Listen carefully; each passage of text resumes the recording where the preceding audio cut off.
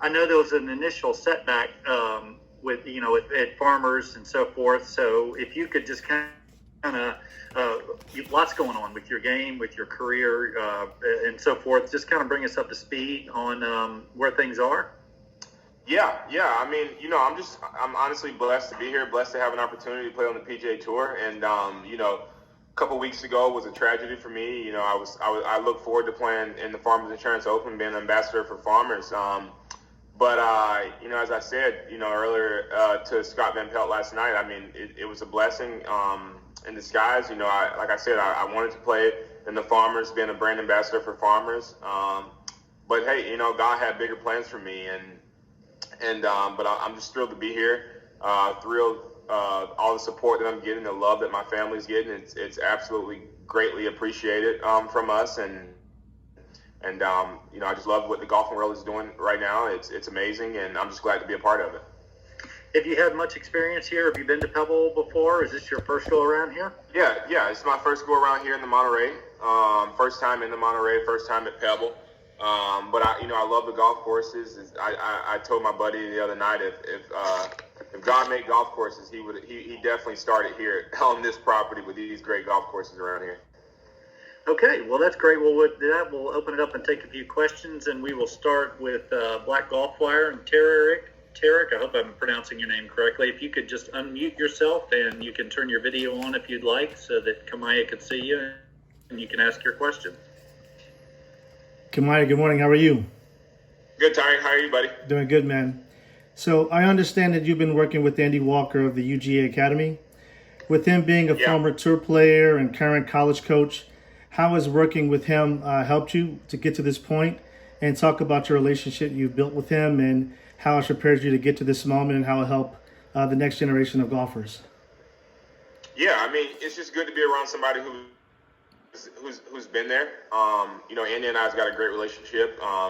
Love working with Andy. And I think that, he's going to, be a good impact on what, the golfing world and what we need. So it's been a thrill to be working with him, and just excited to see my game progress. And just happy to be here. Thanks. Okay, we will go now to Cameron Morfitt with PGAtour.com. Cameron? Hey, Kamaiu. Congrats on everything, all the couple of starts you got coming up. It's pretty exciting stuff. Did you talk to Willie Mack? Was there any kind of a download after he played in your place at the Farmers? And if so, what did he tell you? And then secondarily, do you have the same crew here this week that you were going to have at the Farmers? In other words, is your roommate caddying for you again, and you still have your coach on site with you? Yeah. Willie and I talk every day, and we have a great relationship. It's absolutely grown. That now that we're both part of Farmers, and he immediately got back home and went to work with Todd Anderson last week after the Farmers, and he played in a tournament this past week and played really well. And Willie's got the game to play out here. Willie's a great player. Great player, great person, and I love hanging around him in Orlando, getting better with him. And no, I actually don't have the same crew here. My roommate actually is trying to chase the dream as well. So he had to get back and play in some tournaments as well. And I actually got one of my other good buddies, JP Thornton, here on the bag this week, whose golf IQ is through the roof.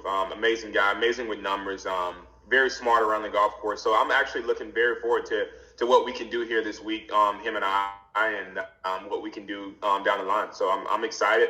I'm thrilled to be here.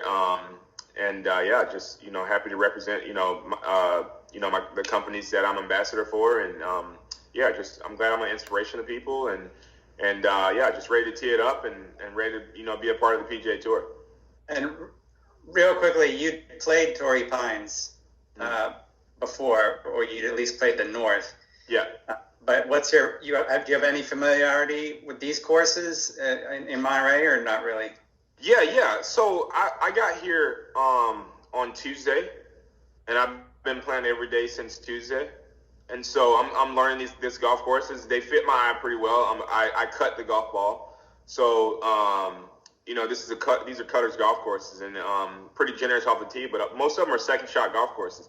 you gotta be, golf like on at Spy. Once you hit number 5 at Spy, you better be golfing your ball. On number 5 is when the golf course gets real. So you better be golfing your ball when you get to hole 5, 6, 7, 8, and 9. And that's how I see it. And once you get through there, you can cruise a little bit. And then when you hit 15, 16, 17, 18, you better be golfing your ball again. So, I'm just looking forward to it, man. I'm just happy to be here. And I feel comfortable on the golf courses for sure. You mean you got there Tuesday of last week? Yeah. Oh, okay, cool. Good for you. Yeah. So, been playing a lot of golf around here. I played Cypress Point yesterday. So, what an amazing place that is. And, just this place is awesome. Good. Thank you. Thank you. Okay, we go now to Daniel Rappaport. Daniel, go ahead. I have to ask, did you keep score at Cypress? What did you shoot?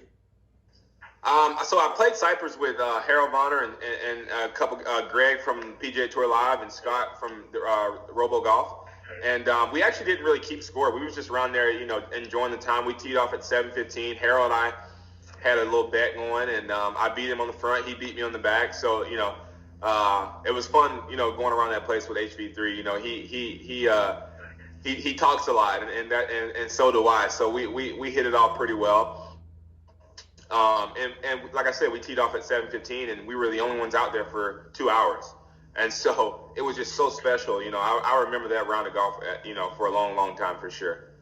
Did you par 16? 16, yeah. I parred 15, 16, 17, 18. Nice work. Okay, so the real question now. This being your first PGA Tour event, it's obviously, even with no fans, it's a bigger atmosphere. Yeah. You're sharing the range with guys that you've grown up watching. I don't know if starstruck is the right word, but has there been that moment where it's like, whoa, I'm here? And then how do you go about kind of putting that aside and focusing on this as just another golf tournament? Yeah. I've had that moment, but, I feel like I belong out here. And maybe it's, looking good, decked out in towels, decked out in FootJoy. Maybe that's, I feel good, and but like it's very motivating to me, honestly, because this is where I want to be. I don't want to go back to the mini tours. This is where I want to be. So it's a big point that I take advantage of these opportunities that I'm getting on the PGA Tour and the Korn Ferry Tour, because I don't want to go back to the mini tour.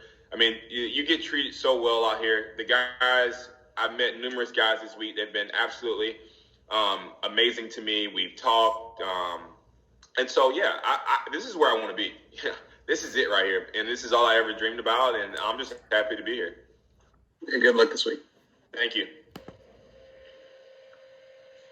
Okay, Kamaiu, well, I just have one more question for you. I know we could sit here and talk to you all day about this. Just a little bit about your history, where who you looked up to, what tour players you most admired growing up, and then we will let you get about your business and carry on.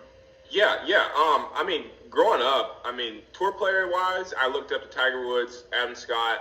Modern day tour players, I looked up to those guys: Ricky Fowler, Peter Johan, Justin Thomas. I love Justin Thomas. The thing I like about Justin Thomas is when he first got out here, his wedge game was very mediocre.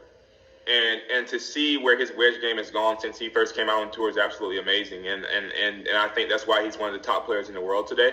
I really like his game. I look forward to teeing it up with him one day. And I've actually got the pleasure of hanging out with Jim Thorpe the last couple months. And I really look up to Jim just because everything that he had to endure back in the day and still was able to become a champion on and off the golf course. It's absolutely amazing. And I picked his brain, and he's got some of the best hands in the game ever. And and so, that's been good for me, and it's good. And like I said, it's motivating for me, hanging around on the range with these guys, being around these guys, and being around tour players. And this is where I want to be, and I'm just looking forward to teeing up out here this week and ready to get things going.